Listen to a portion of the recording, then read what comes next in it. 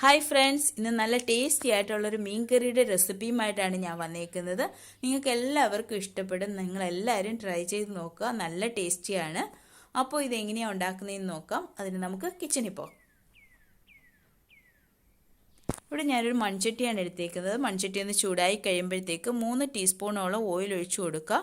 Oil ഒന്ന് ചൂടായി വരുമ്പോഴത്തേക്ക് 2 തണ്ട് കറിവേപ്പില, ഒരു 10 അല്ലി വെളുത്തുള്ളി ചെറുതായിട്ട് പീസ് ചെയ്തത്, ഒരു ചെറിയ പീസ് ഇഞ്ചി, ഇത് മൂന്നും കൂടിയിട്ട് നല്ലതുപോലെ മിക്സ് ചെയ്ത് ഒന്ന് ഫ്രൈ ആകുന്നിടം വരെ, കളറൊക്കെ ഒന്ന് ചേഞ്ച് ആയി വരുന്നിടം വരെ നല്ലതുപോലെ ഫ്രൈ ചെയ്തെടുക്കുക.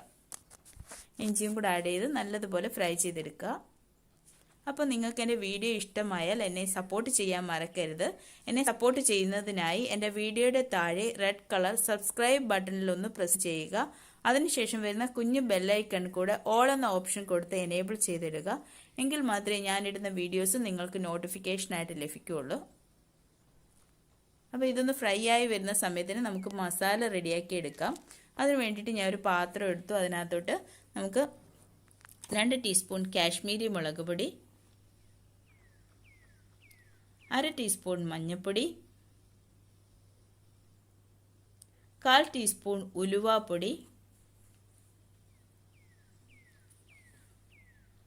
1/2 ടീസ്പൂൺ റെഡ് ചില്ലി, അതായത് കുറച്ചൊന്ന് എരിവിന് വേണ്ടിയിട്ടാണ് റെഡ് ചില്ലിയും കൂടെ കുറച്ച് ആഡ് ചെയ്ത് കൊടുത്തത്. ഇതെല്ലാം കൂടെ കുറച്ച് വെള്ളം ഒഴിച്ച് നല്ലതുപോലെ മിക്സ് ചെയ്തെടുക്കണം.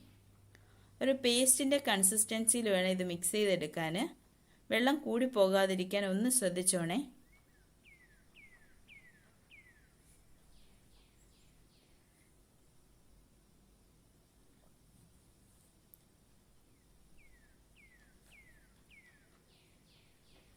ഇതിപ്പോൾ ഞാനിവിടെ മിക്സ് ചെയ്തെടുത്തിട്ടുണ്ട്.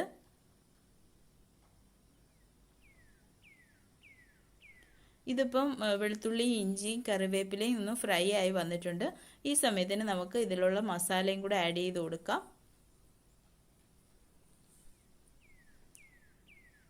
സ്റ്റൗവിൻ്റെ ഫ്ലെയിം നല്ലതുപോലെ കുറച്ച് വെച്ചിരിക്കണം. ഒത്തിരി അങ്ങ് കൂടിപ്പോയാൽ ഇത് കരിഞ്ഞു പോകാൻ ചാൻസ് ഉണ്ട്. അപ്പം ഫ്ലെയിം നല്ലതുപോലെ കുറച്ച് വെച്ചിട്ട് വേണം മസാല ആഡ് ചെയ്യാൻ.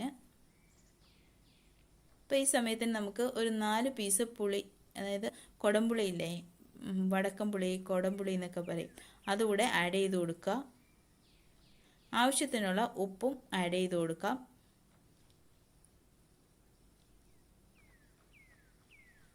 അതിനുശേഷം നല്ലപോലെ മിക്സ് ചെയ്ത് ഇതിനകത്ത് എണ്ണ തെളിഞ്ഞ് വരണം. വെള്ളമൊക്കെ പറ്റി ആ പച്ചമണം, മുളക് പൊടിയുടെയൊക്കെ പച്ചമണമൊക്കെ മാറി എണ്ണ തെളിഞ്ഞ് വരുന്നിടം വരെ നല്ലതുപോലെ മിക്സ് ചെയ്ത് കൊടുക്കുക.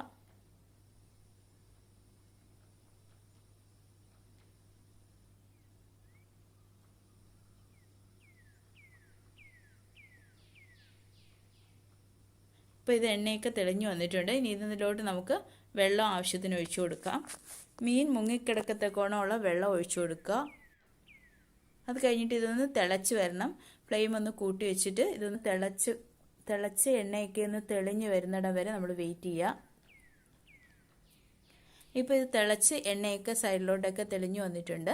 അപ്പോൾ ഇനി നമുക്ക് ഇതിൻ്റെ പീസുകൾ ഇട്ട് കൊടുക്കാം. മീനിൻ്റെ പീസുകൾ ഇട്ട് കൊടുക്കാം. ഇത് നെയ്മീനാണ്. ഇതിന് പകരം വേറെ ഏത് മീൻ വേണമെങ്കിലും നമുക്ക് ആഡ് ചെയ്ത് കൊടുക്കാം.